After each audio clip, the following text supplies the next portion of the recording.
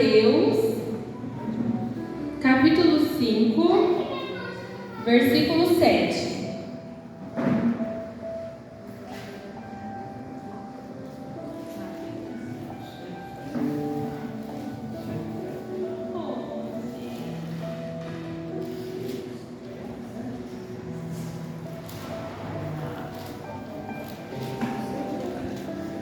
Tá viva.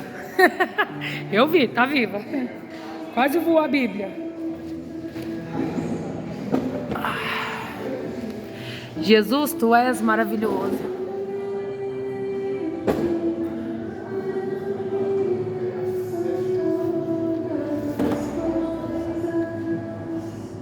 Amém, igreja? Todo mundo achou em nome de Jesus? Vamos à leitura então. Bem-aventurados os misericordiosos, porque alcançarão misericórdia. Glória a Deus. Coloque a mão sobre essa palavra, feche seus olhos. Oh, soberano Deus, eterno Pai, graças te dou, Senhor, por essa oportunidade que o Senhor me deste de estar aqui na tua casa, Pai, falando um pouco do Senhor para os teus filhos, levando a tua palavra a eles. Oh, Senhor Jesus, peço que o Senhor venha, Pai, agora tocar cada coração, Senhor, que eles não venham sair, Senhor, da mesma forma que eles entraram. Que o Senhor venha tocar, Senhor, essa palavra no coração de cada um deles, meu Pai. Peço que o Senhor venha me usar conforme a tua vontade, que não saia da minha boca nenhuma palavra, Senhor, de vontade humana, Pai, mas sim direto do céu, Senhor, que venha ser o Senhor falando com os teus filhos através da minha boca. Oh, Pai, repreendo desde já todo espírito de confusão, distração, todo espírito de conversa, Pai. E desde já te agradeço, porque eu sei que o Senhor é bom, sei que o Senhor é fiel e sei que o Senhor cuida dos seus. Obrigado, Deus, obrigado, Jesus, obrigado, Espírito Santo. Amém? Irmãos, hoje o culto vai ser um pouco diferente. Nós vamos fazer uma dinâmica. Eu vou convidar vocês agora para vir de 2 em 2 pegar essas duas varinhas, tá? Benji e Rogério.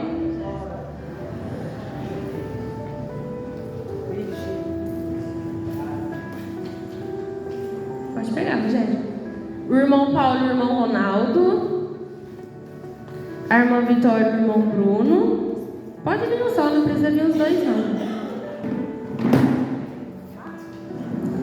A irmã Letícia e o irmão Mateus. A dona Rosa e o genro dela. É filho.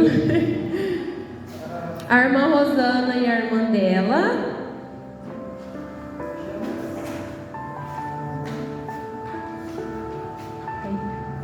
E meu pai e minha mãe.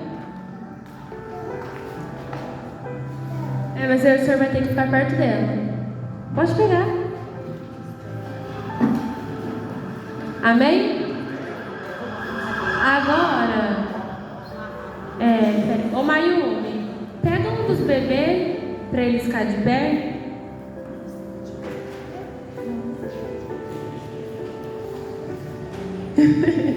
Fiquem de pé, todos que estão com as balas, em nome de Jesus. Vocês vão descascar a bala.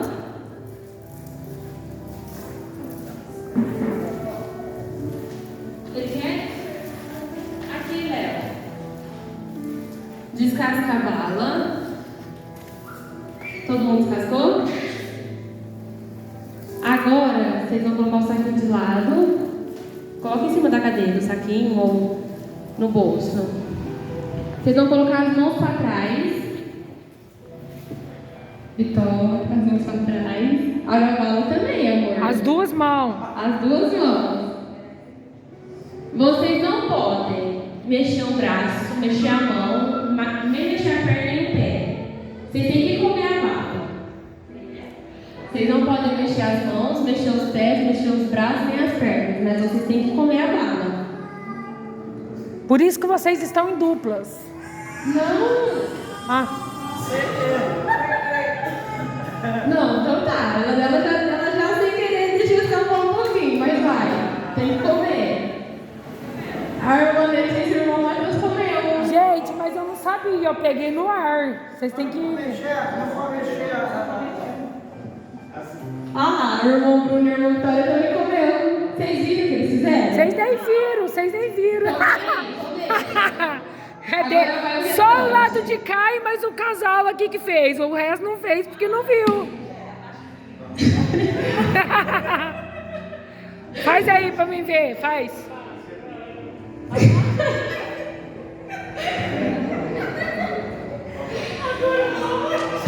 Caiu.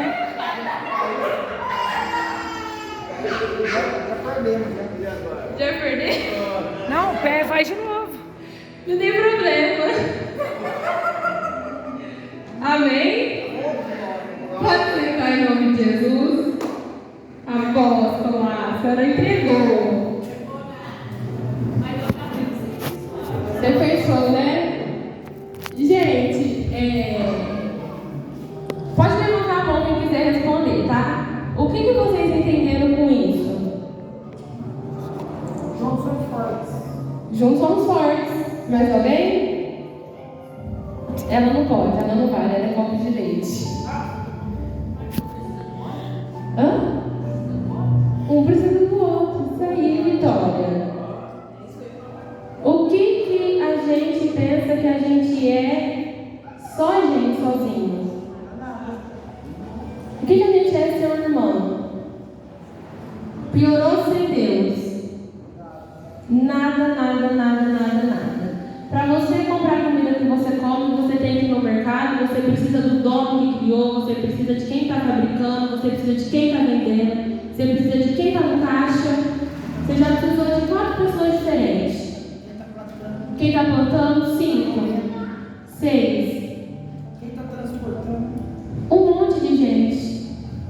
O que é da gente só a gente? O que seria de você se você tivesse que plantar o arroz e o feijão que você come? O que seria de você se você tivesse que viver sozinho? Como você ia comer essa bala? Não tem jeito. E tem gente que é tão ignorante, às vezes, de ficar pensando o tempo todo: como eu vou comer a bala? Como eu vou comer a bala? Pensa no eu. Às vezes você pode olhar para o irmão, tipo assim: eu não posso comer a minha, mas o irmão pode comer e eu posso comer a dele. Eu não vou estar fazendo mal. E hoje eu queria falar um pouco disso, né? Eu já preguei disso um pouco antes. No domingo eu falei um pouco disso, né? Sobre essa questão da empatia. Eu não entrei muito a fundo, mas eu falei. Gente, a empatia é mais do que uma personalidade.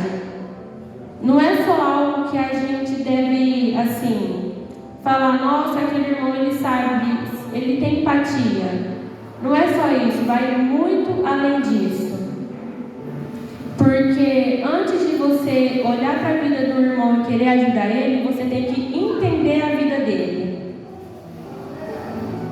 Antes de você querer ajudar um irmão a sair das drogas, a sair do mundo errado, você tem que entender por que ele está ali. Primeira coisa que você tem que fazer: ah lá, o irmão está fazendo coisa errada. Não. O irmão está sendo usado pelo demônio para fazer coisas erradas. Porque todos nós somos filhos de um mesmo Deus. A gente que está aqui na igreja, quem está lá na rua, quem está na prostituição, quem está se drogando, nós todos somos filhos de Deus.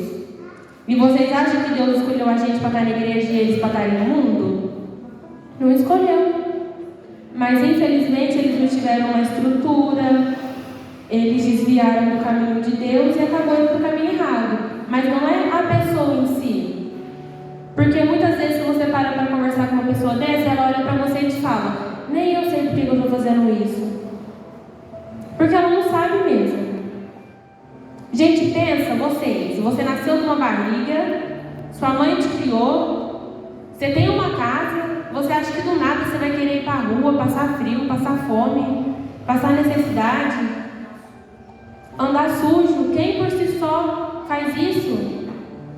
Alguém aqui faria isso? Em sã consciência? Não faz. Então aí que a primeira coisa que a gente tem que mudar: o irmão está daquele jeito. Não, o irmão não está daquele jeito. O irmão está sendo usado pelo diabo para fazer aquilo que ele está fazendo, para estar do jeito que ele está. E isso é uma questão de empatia. A palavra fala que bem-aventurado Bem-aventurados são os misericordiosos, porque eles alcançarão misericórdia. Para a gente receber, irmão, a gente tem que dar. Seja o que for. O que for. Para você receber seu salário no serviço, você tem que trabalhar. Você não vai lá e pega o dinheiro um dia de graça. Você trabalhou os 30 dias para você receber aquilo, um dia, o tempo que for. Então, tudo existe, para a gente receber, existe algo da gente também. É a mesma coisa com Deus, é em todos os quesitos que eu estou falando. A gente precisa dar. E eu acho, na minha opinião, às vezes pode ter alguém que pense diferente disso, que a misericórdia e a empatia são duas coisas que estão muito atreladas uma com a outra. Porque como que você olha para o irmão pedindo a Deus para ter misericórdia dele, se você não consegue se colocar no lugar dele, ter empatia? Então eu acho que são duas coisas que elas estão muito atreladas, a empatia e a misericórdia. A gente tem que ter isso com a gente, porque como eu falei no culto de domingo, as situações que a gente vê é muito mais além daquilo que a gente vê. A gente não sabe o que se passa ao certo, o que se passa por trás daquilo tudo. Ninguém sabe. Só a pessoa que vive e Deus. Mas ninguém. Eu não sou ninguém para falar, você não é ninguém, a apóstola não é ninguém. Ninguém, gente. O único que podia julgar a gente, nos ama, que podia e pode. Ele nos ama e está sempre de braços abertos esperando a gente. Quando você comete um pecado e volta para a igreja, quando você chega aqui, Deus não desce do céu e te fala: nossa, você fumou e você bebeu, você não pode voltar. Mas o irmão fala. O irmão fala. E aí eu te falo, cadê a empatia? E eu falei disso domingo também, é por isso que muitas vezes a gente fala que é muito mais fácil uma pessoa que está fora da igreja ir para o céu do que quem está aqui na igreja. Porque se você pegar uma pessoa, um morador de rua que está lá hoje, ele é aquilo que ele é. Ele é daquele jeitinho que você está vendo. E quem está dentro da igreja que uma hora está de um jeito, uma hora está de outro? Que uma hora é uma coisa, outra hora é outra. E você pode ter certeza que quando ele sair de lá para vir para cá, ele vai ser verdadeiramente quem ele é aqui. Porque ele sabe o que é o extremo de estar nas mãos do diabo. Ele sabe o que é o extremo de sentir na pele o que é um sofrimento de verdade. Porque muitas vezes a gente se pega, tipo assim, eu tenho um problema, eu tenho isso, eu tenho aquilo, mas a gente não olha para o próximo que está muito pior que a gente. Isso quer dizer que você não pode sentir dor? Não. Quer dizer que você não tem sentimento? Também não. Você pode sentir, você é ser humano. Claro que você pode. Mas só que, como eu vou... Deixa eu pensar um exemplo aqui. Tipo assim, eu consegui, vamos supor, você conseguiu um serviço. Você conseguiu um serviço que ganha um salário mínimo. Mas o que você queria era ganhar R$1.600. O que você precisava, vamos supor um exemplo. Você olha para os 1.600 e reclama que você não tem, mas você não consegue olhar para os 1.300 que você tem na sua mão e não está te faltando. A gente é ingrato ao extremo de conseguir olhar para os 300 que ainda não veio, mas não consegue olhar os 1.300 que a gente tem. E isso, irmão, é muito errado. Muito errado. Porque Deus não deixou de fazer. Não é porque não está do jeito que você quer que você tem que murmurar, você tem que reclamar. É claro que a gente tem vontades. Eu vou usar o exemplo do apóstolo e da apóstola também. Os dois fizeram faculdade. Um de Direito e o outro de Educação Física. Se eles pagaram por aquilo, é porque era a vontade deles. Ninguém paga por uma faculdade à toa, né? Eles pagaram por aquilo. Mas eles reclamaram que eles tiveram que vir servir a Deus? Não reclamaram, eles vieram de bom coração. E é a mesma coisa, gente. A gente tem que aprender a ser grato por aquilo que Deus faz pela gente. Porque muitas vezes as nossas vontades e a de Deus não vão ser as mesmas. Se você estiver na fiação, assim, muito assim com Deus, talvez seja. Mas é difícil. Eu, por exemplo, muita coisa que eu quero, eu sei que não é o que Deus quer pra mim. Muita coisa que eu quero, eu tenho as minhas vontades, a vontade da Maria Eduardo, eu tenho minhas vontades. Eu queria que as coisas fossem de um jeito, às vezes elas acabam acontecendo de outro, mas eu sei, hoje eu sei que lá na frente aquilo vai fazer sentido pra mim. Não aconteceu do jeito que eu quis, aconteceu do jeito que Deus quis, mas foi o melhor pra mim. Se não tivesse acontecido do jeito que aconteceu, será que eu estava aqui hoje? Se eu tivesse feito tudo do jeito que eu queria, e Deus, se Ele quiser, Ele pode fazer o que você quer.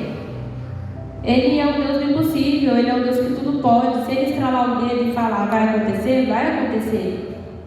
Só que aí você vai ver o que é você querer. Dirigir sua vida por si próprio e o que é ser guiado pelo Espírito Santo. Porque você vai sentir. Porque a gente nunca sabe o que é melhor pra gente. A gente nunca sabe o que a gente deve ou não fazer. Nós não somos ninguém, só quem pode é Deus. Por isso que a gente tem que estar sempre orando, sempre pedindo para que seja feita a vontade dEle. Eu comecei falando de empatia, eu estou falando disso, nem sei porquê, nem sei como que eu cheguei nesse assunto. Mas isso é você deixar Deus fazer o que Ele quiser fazer. E se eu fosse ignorante de pensar, não, eu preparei a palavra sobre empatia, eu vou falar só de empatia. Deus ia tocar, ia fazer o que Ele precisa fazer nessa noite? Não ia. Porque ia ser a minha vontade, não ia ser a vontade dEle. E é aí que está o segredo. Pode. Quando você ora no começo, já pede para ser vontade de Deus, Ele vai direcionando o jeito que Ele acha para servir para alguém que está aqui. Sim. Entendeu? Às vezes serviu para mim você vira a volta que deu na palavra. Sim. Está servindo para começou servindo para agora já direciona para outra pessoa. Sim. É do jeito que Deus quer mesmo. Foi o que eu falei no culto de domingo. A gente tem que parar com essa mania de olhar para a palavra e pensar assim, essa palavra é por mão, hein? Não é por mão, gente. É para todos nós, até para mim que estou pregando. Eu não fico fora disso também, não. Antes da palavra vir para vocês, ela vem para mim primeiro. E se Deus está me falando isso, é porque Ele também quer que eu melhore. Porque, gente, não é porque eu estou aqui em cima, ou porque eu estou aqui na frente, que eu sou melhor que vocês. Eu pego, eu falho muito. Igualzinho cada um de vocês que está aqui sentado. Igual eu falei no outro ponto também, a gente tem que parar com essa mania de achar que pecado é só beber e fumar. Não é. Sabia que só de você olhar para a comida e ficar pensando, nossa, que delícia, eu quero comer isso. Isso é uma gula. Isso é um pecado da gula, eu peco muito nisso. Eu peco demais nisso, gente. Fala, Deus! Isso é um pecado. Só que a gente comete sem ver. Toda hora que eu olho para alguma coisa, eu pergunto para minha mãe lá em casa, nossa, estou com vontade de comer isso. E quando eu vejo no Instagram, quase que eu choro. Nossa, eu fico pensando, ai, que vontade de comer isso. Fogo, Jeová! Isso não é um pecado? E vocês sabem que eu sou igual a vocês? Eu peco também, gente, eu sou falha. Mas o que a gente tem que fazer? A gente tem que saber olhar para o nosso erro, pecado e melhorar.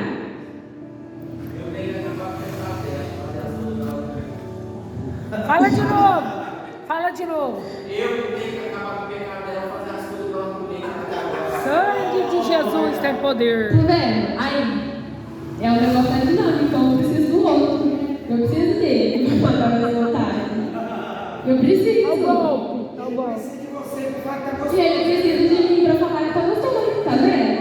É uma troca, um precisa do outro. Ao golpe. Ó o golpe. Mas é, gente, então assim, a gente tem que se policiar. Não é porque você pecou e não existe pecadinho e pecadão. Quem peca pela gula, peca igual quem peca porque está bebendo. Aos olhos de Deus, tudo é pecado. Se fosse assim, ia ser muito fácil, né? Um pecadinho, um pecadão, um pecadinho, um pecadão. Não, tudo é pecado diante dos olhos de Deus. Pode ser o mínimo que olhada errada que você dá para o irmão. Você está pecando igual quem está bebendo, igual quem está fornicando, igual quem está se prostituindo, igual quem está se drogando.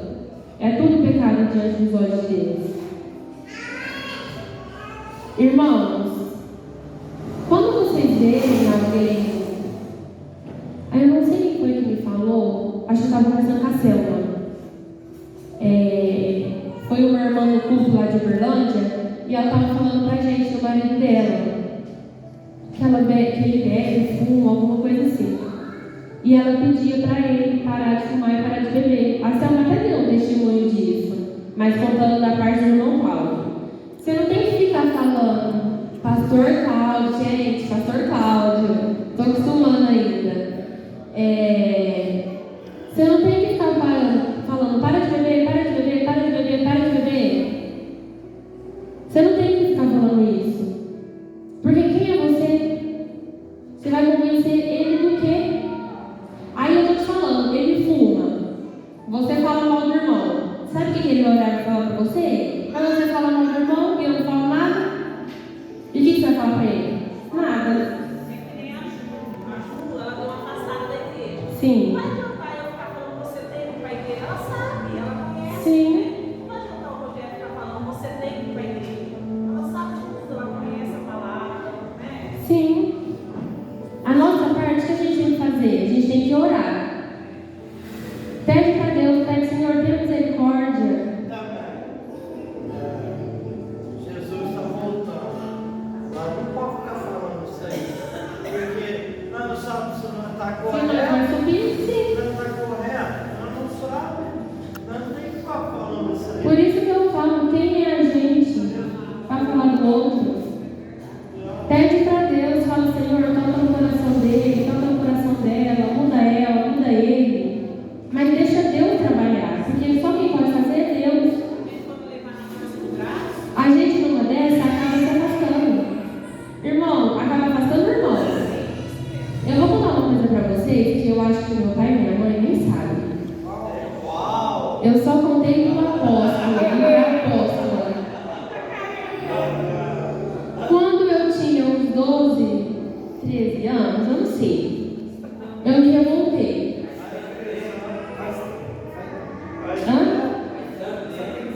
Não faz tanto tempo, faz pouco tempo, eu tenho 16. Mas pra mim faz muito.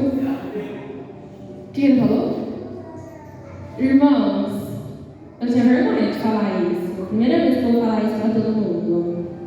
Eu nem sei se eu estou preparada, mas eu só mandando eu falar, eu vou falar. Eu me revoltei muito na minha casa, porque acontecia muita coisa que eu não gostava. E um dia eu fui pra escola e falei assim, eu vou fugir de casa. Arrumei toda a minha mala, minha mochilinha, levei tudo que eu tinha para levar. Aí quando eu cheguei lá, tinha uma rodinha de gente fumando maconha. E falaram assim pra mim, eu falei assim para os meninos, falei, para com isso, porque daqui a pouco nós temos que entrar para a escola, a diretora vai ver e você vai levar a suspensão. Ele falou assim pra mim, não, Duda, isso aqui não deixa ninguém doido não, isso aqui acalma. Aí eu falei, talvez fumar maconha seja melhor que fugir de casa, né?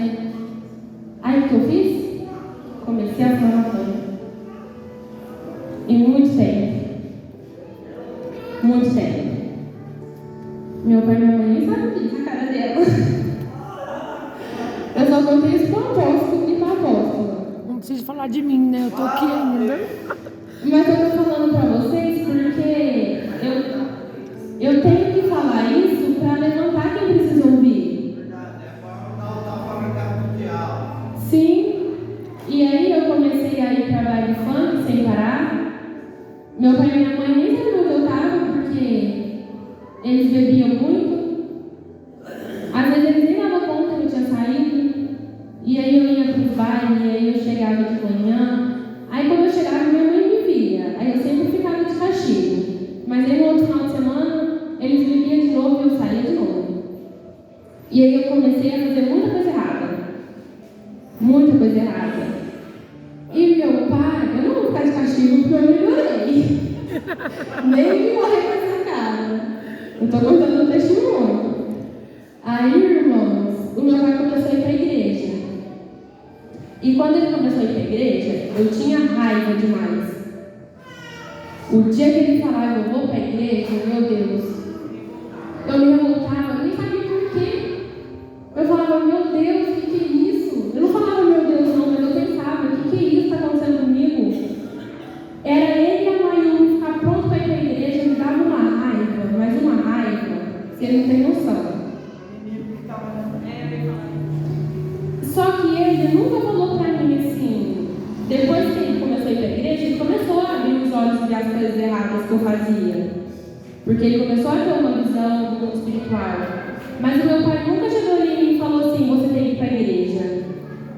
Nunca. Nunca ele falou isso. Ele nunca falou assim para mim, você tem que parar com isso. Porque ele já passou o que eu estava passando. Ele já tinha estado no meu lugar. Ele precisou do extremo para ele ir para a igreja. Eu sei que ele queria que eu viesse sem precisar passar o que ele passou. Mas, gente, se eu chorar, eu sou muito chorona. Ele nunca me forçou. Ele nunca forçou a barra. Ele nunca falou, você tem que sair dessa vida, você tem que mudar de vida, você tem que fazer isso, você tem que fazer aquilo. Nunca.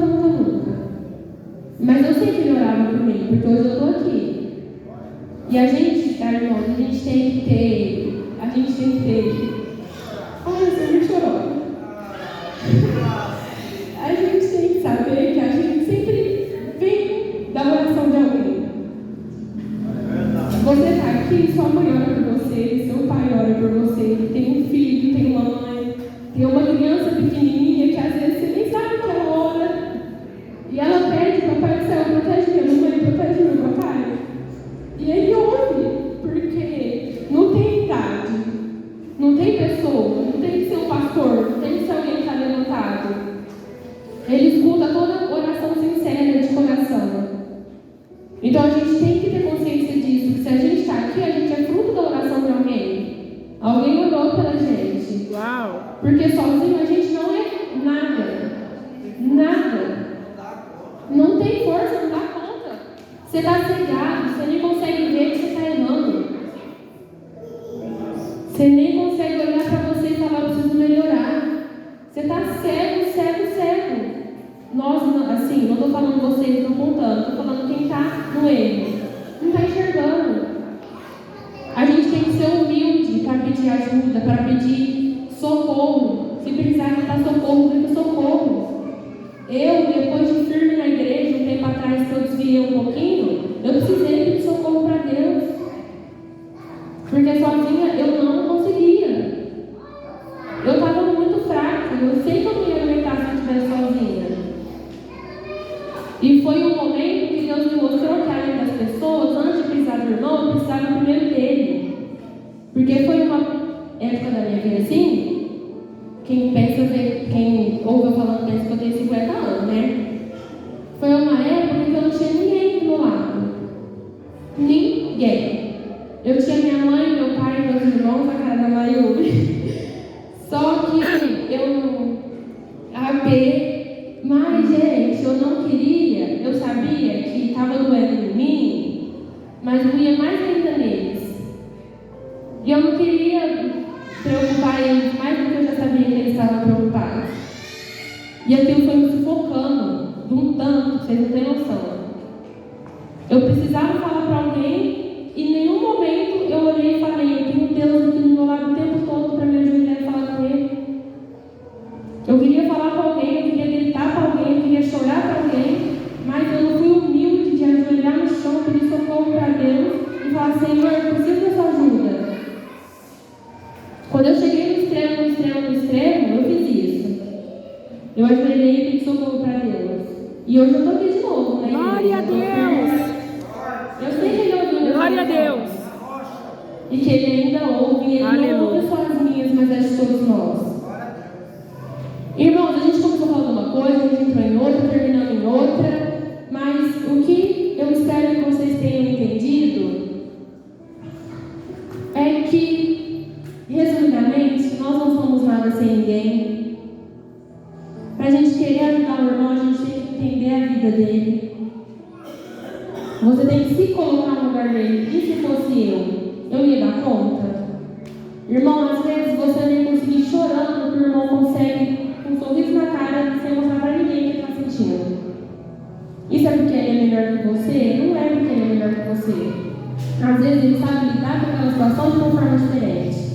Mas é aí que entra a empatia. Você saber se colocar no lugar do outro. Eu estou julgando ele, mas será que eu aguentaria passar por o que ele está passando? Eu estou julgando ele, mas será que no lugar dele eu ainda estava aqui? Será que eu estava firme?